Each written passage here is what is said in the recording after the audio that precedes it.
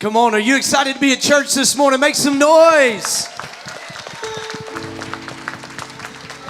Now, how many of you are ready for this kids production this morning? I know you came to see these kids. We are so excited today. I do want to take a quick moment to say thank you to everyone who gave and came out this past Wednesday night and participated in our shoebox packing party. We put together over 500 shoeboxes that will be taken to Atkinson Elementary on Monday, December 19th, and we are so excited to bless those kids with Christmas this year, and I know it's going to be a wonderful, wonderful time together.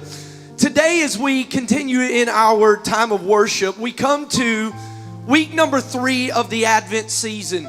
Last year, we began by participating each Sunday leading up to Christmas in this Advent moment. This Advent means to this waiting, this waiting on the coming of the Lord. That's what this time is really all about. And we look back to the early days before Christ came, where the people of Israel were waiting on the coming Messiah.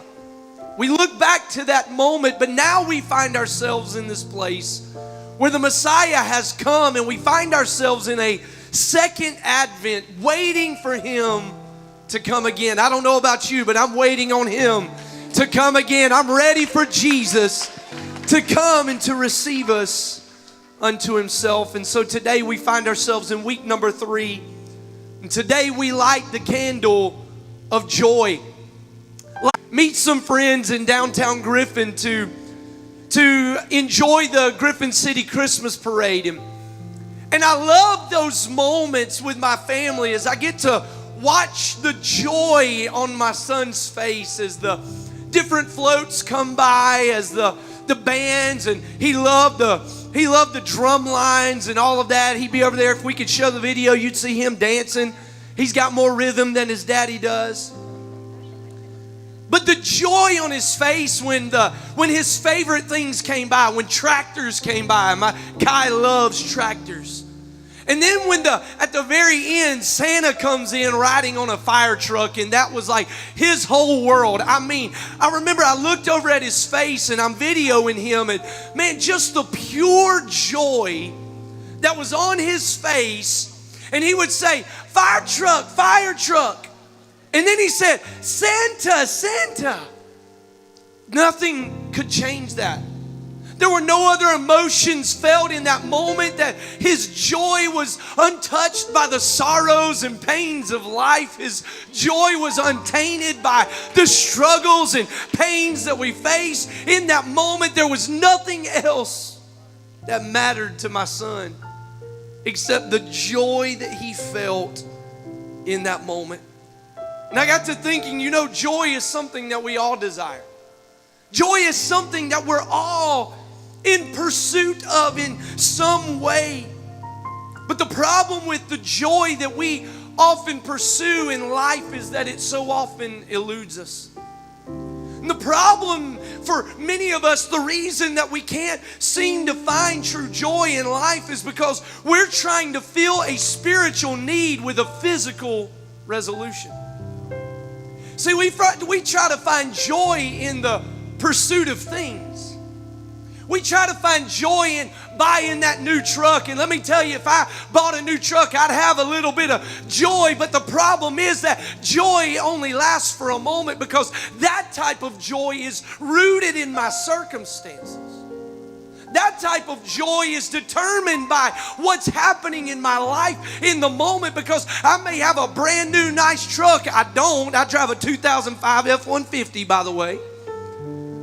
But that joy may last for a moment, but what happens when problems come into my life?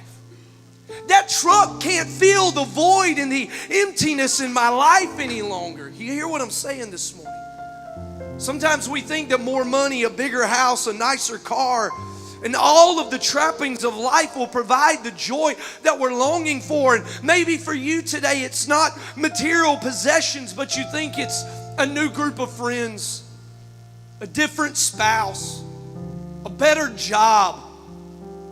That those things will surely fill the void of your heart and bring you joy.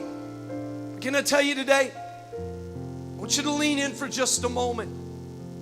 In the same way that oil and water do not mix, so also a physical solution for a spiritual need will always leave you empty and wanting more.